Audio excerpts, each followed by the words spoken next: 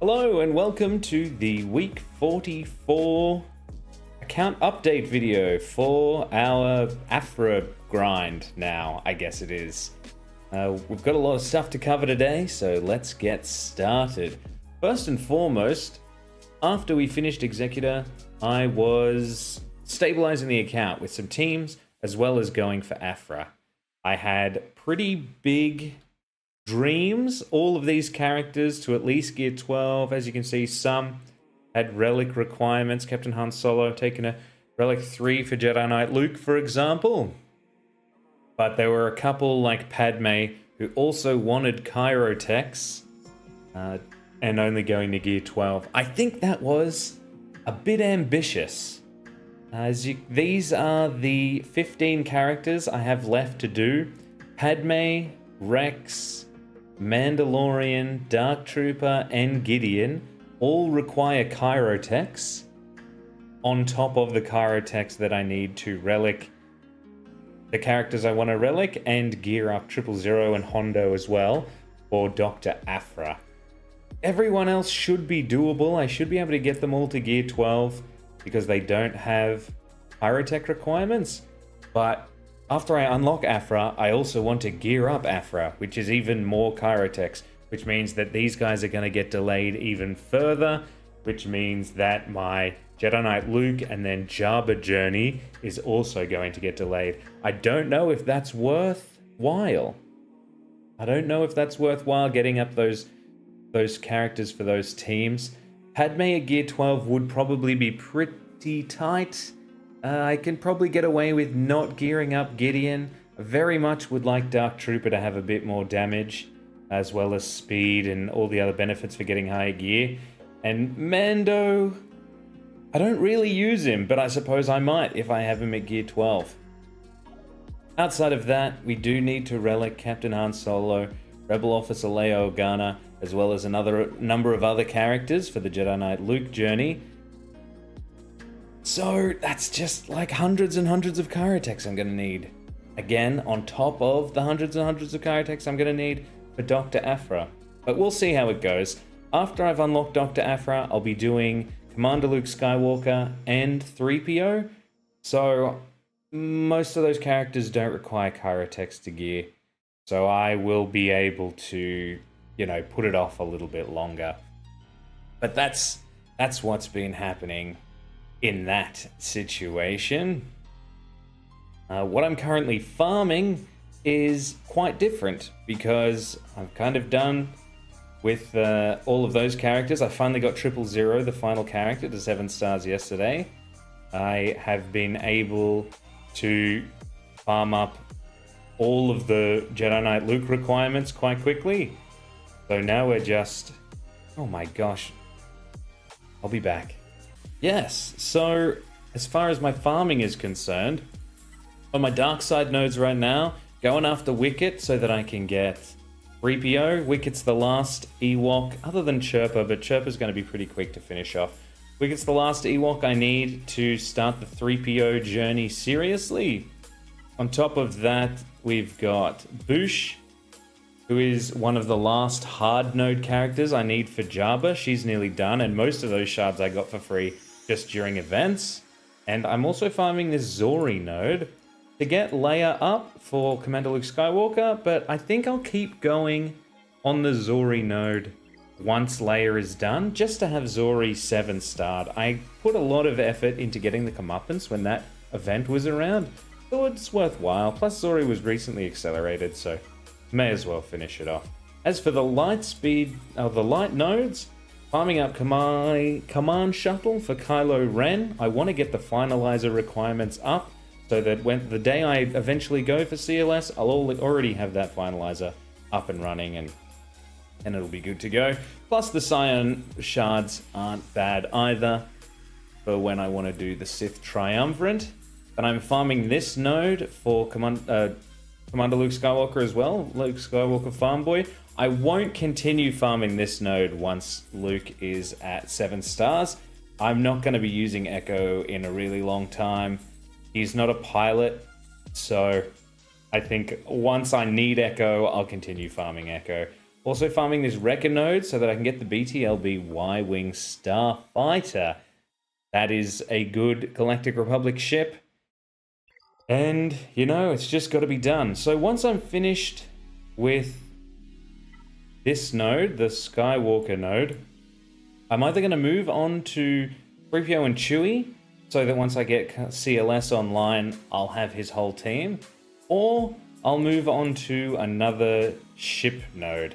My theory or my philosophy for hard node farming is always be farming at least 2 ships, which is why we have the BTLB Y-Wing and Kylo Ren's command shuttle online right now. But I might go after another ship.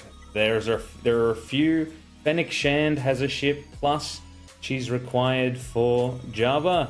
So I think I might swap that to a Fennec Shand farm. Because even though I think it's the Extinction class bomber, is only really good on a Leviathan fleet, and I won't be getting Leviathan for a really long time because I won't have Malgus and his ship, it's still just good to get out of the way. Plus, once I've finished all the ship nodes, I can just focus on characters and I'll be good to go. Ships only need to be leveled up, essentially, but the characters need gear and levels and all that, so easier to get the ships. Plus, ships are my favorite part of the game, so why not keep investing in them? In the Cantina battles right now, once I got the signal data requirements for Aphra requirements, I stopped farming signal data. I just recently finished Chrysanthemum up to 7 stars. I'm doing Aura Singh up to 7 stars. I took, where is he? Kylo Ren Unmasked up to 7 stars, but the drop rate for the TIE Silencer was absolute garbage. So I stopped farming that node because I was getting depressed. I was getting depressed at how bad the drop rate was. The drop rate for Chrysanthemum was also really bad. Once I've finished Aura Singh, I might go back to signal data, or I might keep trying the TIE Silencer. I might even start going after the Ebon Hawk, as it's a good ship to have, and it's required for the Radis, which I do also want to get the requirements for. Outside of that, in shipments, Cantina battles, I'm still just picking up Cassian's U-Wing for the Shard Shop currency, but I will have to pivot into Mob Enforcer at some stage, and I'll pick up the First Order Officer as well for the Finalizer.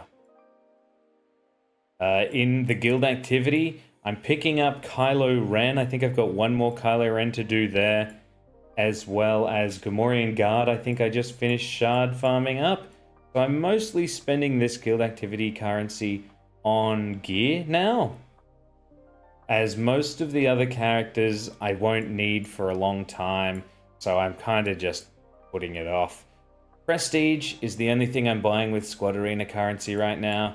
I'm gonna need to pivot shortly, or at some stage I'll need to pivot and pick up, what's his name? Greedo, wherever he is. I probably went past him, didn't see. Greedo for Jabba. Just grabbing the ships for Shard Shop currency there. And in the fleet arena, I'm farming up all the ships. Every ship I'm going to have at max, and then I'm going to start getting the ability materials. All of the characters that I haven't got 7 stars yet in here are pretty easily acquired in other means with a less valuable shop currency. Maybe Chirrut Imwe is an exception to that, but I think the only ships I've yet to get completed are Clone Sergeant's Arc, which could be argued isn't worth doing, but I'm doing it anyway. The Scimitar, the Gauntlet, and Poe Dameron's X-Wing. So once I've done those 4, everything's going into Zeta ability materials, which you may notice I have 120 of right now. I'm just saving everything until I've got Aphra, and then we'll go from there. I 7-starred the Malevolence just recently, excitingly. So that's done. My Get To currency is now going towards Negotiator whenever I get enough of that. There's nothing else really to spend Get To on other than some Karatex, which I do need drastically. But I finished Rebel Officer Leia Organa. I'm not going to bother with the Imperial Probe Droid. So that's it. We'll save up, get the Negotiator to 7 stars, and then we'll see from there. The Get 1 currency, I'm just saving right now. There's nothing really of value that I want to purchase with the Get 1. Maybe if I need these ones, I'll pick them up. But they've been pretty good just in the shard shop, so I haven't had to worry about that. So the plan is maybe to just save it all up, and once I get Malik or General Skywalker, I can take them to 7 stars pretty quickly. Arena currency is solely going towards battle computers. Karatech battle computers exclusively, and nothing else. Shard shop, I'm still just buying these 360 cost ones. Mostly buying them if they're below 120. Divisible by 40 is normally the way to go. And these last 3 stores I don't ever even bother opening. Alrighty, I'm still getting first in Fleet Arena when I remember to do it. There is a Profundity 7 stars. This guy, Overcast, sometimes is in first when I need to be in first, and I just can't beat it, and I'll take a second. And there was a Leviathan that came into the shard when I got my 7-star Executor, but this Leviathan has been bad. I've not ever seen it in the top 10 even. I just don't think they have the right ships or the right investment going for that Leviathan, so it's a bit of a waste of money because they definitely spent money. Also, Grand Arena has been just a mixed bag. If you've been keeping up with the Grand Arena videos I've been posting, you'll know firsthand. But this Bronzium 2, Bronzium 3 section is insane. The diversity of accounts here is baffling. No one is below my galactic power. Everyone's bought the Lightspeed bundles. Some people know how to mod, some people don't know how to mod. I got lucky in this last round and pulled out a win. Now that I've got my Sana Staros to Relic 5, she's putting in a bit more defense. I even invested the Zeta in her, just, for a bit of fun. But it's been a wild ride, Grand Arena. I'm mostly enjoying it, but 3v3 is so much worse than 5v5. I do a lot better in 5v5, unless they have a Galactic Legend on defense, which is starting to become more and more common. Our next conquest is starting very soon, in just under 2 days. I nearly finished normal conquest last time around. I got really lucky with the data discs and got the best setup for data discs right off the bat. So essentially I could send in any team. As soon as the first unit died, the entire enemy team got killed because of all the true damage and damage over time stuff. It's been pretty good. I'm still nowhere near 4 million galactic power, so I won't be able to get hard conquest even if I do finish normal conquest, but I am getting, I think I've got like 20 shards of Darth Bane, so that's pretty exciting. My future plans have been varying quite a lot recently, but I think I've kind of figured out a course of action for the future of the account. First off, I am constantly background farming Radis requirements and Finalizer requirements. They are slow farms, and when I want to get SLKR and Rey, having those done is going to speed it up dramatically. So they're always in the background, the back of my mind. Is this a requirement? Get her done. Outside of that, once we've done Aphra, we'll be going after Commander Luke Skywalker, which is pretty close. We're less than 10 shards away from Farmboy Luke and about 40 shards away for Leia. So we should have CLS done pretty soon. We also need to get Ripio done for Jedi Knight Luke, who is our next big unlock, Jedi Knight Luke. As I was saying before, I have all of the characters to 7 stars, except those 2 legendary characters. I just need to gear them up and relic them up. And I was looking at the Sana Staros team recently, which at the moment I have as Sana Staros, Cara Dune, Stormtrooper Han, Rebel Officer Leia Organa, and Captain Han Solo. I tried that out once I got my Sana to Relic 5, and they're low gear, so it didn't do anything crazy. But I noticed that Rebel Officer Leia Organa didn't have maximum synergy with the team, but Lando Calrissian does, and he also needs to be Relic 3, and he actually has quite a lot of synergy with the team, getting benefits from critical damage and critically hitting, as well as being a Rebel Scoundrel, whereas Rolo doesn't have the Scoundrel tag, so she gets a debuff from Sana as a result of that. So I'm excited to see what happens with Lando Calrissian there. I really should swap the flag and start gearing up Lando over Rolo, but they both need to get done, so it will be done. Once I've done Jedi Knight Luke, we'll be moving on to our first Galactic Legend, which is Jabba the Hutt. Now I have 7-starred Chrysanthemum, 7-starred Han Solo, 7-starred Gamorrean Guard. You can see I've got the Outrider requirement already. Greedo will be nice and easy to get in Squad Arena. Skiff-Guard Lando is going to be quite slow. I don't have many shards of him, and he's a hard node farm.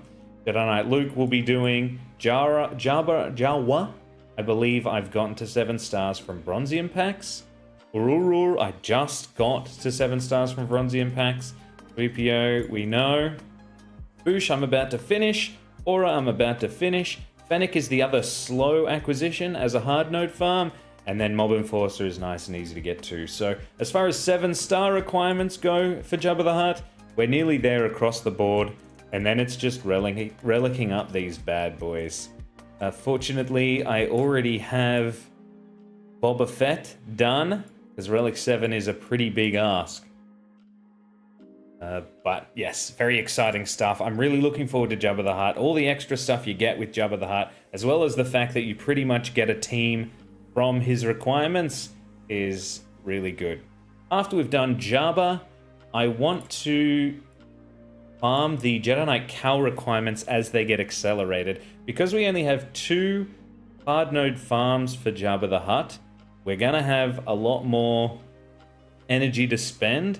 So as the Jedi Knight Cal requirements come, we'll start farming those as well, making sure that we still have our ship farms, and I'm still spending enough energy on Chirotechs, because any energy I'm not putting towards hard nodes, I'm getting the Chirotech shock rods, and I get roughly 4 or 5 a day, I would say, just from the hard node farms, depending on my luck. Sometimes a bit more, sometimes it's depressingly less.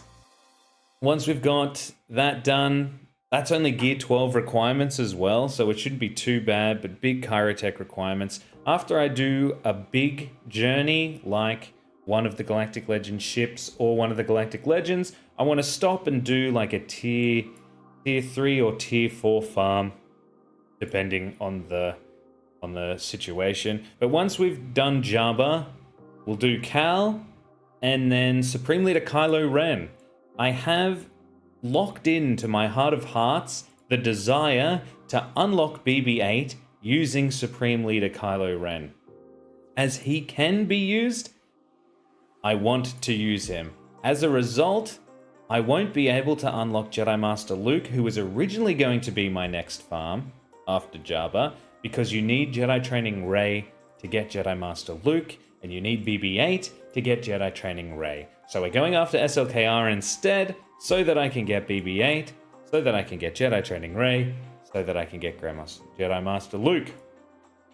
But once we've done SLKR, we get BB-8, get Jedi Training Rey, I'm going to go after Profundity, because there is a bit of crossover with Profundity and Jedi Master Luke.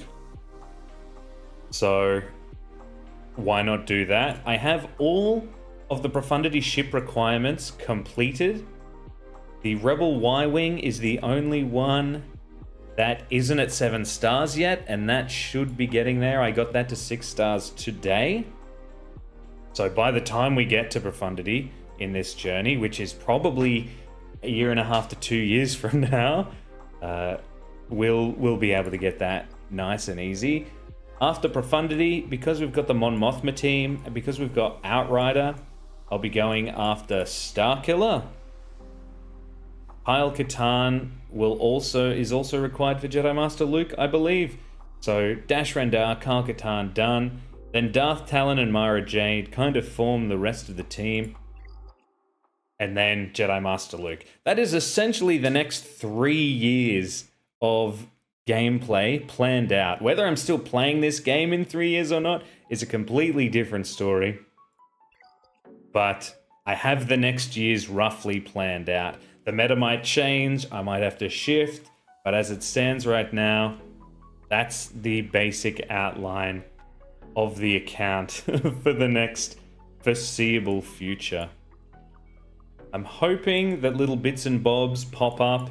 I am kind of working on my assault battle teams wherever possible.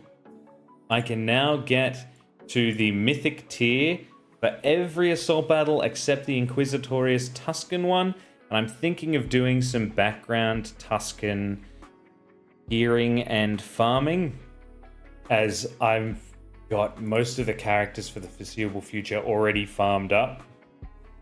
And I think only 2 of the Tuskens require Chirotex, whereas Inquisitorious needs Chirotex across the board. Arguably, Inquisitorious is a better team, but Tuskens looks more fun to play than Inquisitorious. So I can get that done. I think the last of the Tusken team is getting accelerated sometime in the next couple of months as well. So that should be a pretty easy farm. I have to relic 2 of the Tuskens for Galactic Legends. Admittedly, one of them is Lord Vader, so I won't be needing that anytime soon. But still a requirement. And they are the worst of the Tuskens as well. But if I've got to relic them up, I may as well make the team. So that's that. That's pretty much the entire breakdown of this update. I hope you've enjoyed it, keeping track. If you've got any questions, you want to tell me how your journey is going, please comment underneath. I do enjoy reading everything. A lot of people have given me advice. And I like to hear that too. Thank you so much for watching, and I'll see you when I see you. Bye!